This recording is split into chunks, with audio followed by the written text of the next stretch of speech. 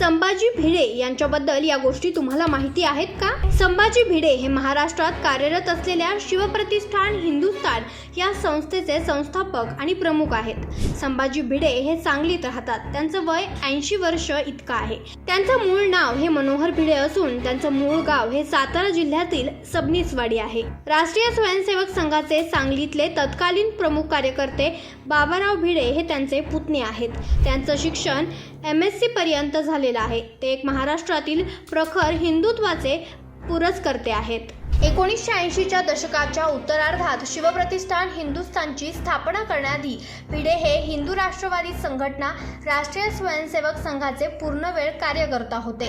भिडे यांच्या श्री शिवप्रतिष्ठान हिंदुस्थाननं रायगडावर 32 मण इतक्या वजनाच्या सोन्याचं सिंहासन बसवण्याचा संकल्प केलेला आहे।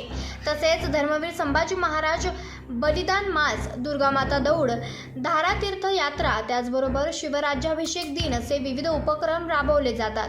पंतप्रधान नरेंद्र मोदी आणि भिडे यांची भेट 2014 मध्ये लोकसभेच्या निवडणुकीच्या प्रचारादरम्यान रायगड या ठिकाणी झाली होती।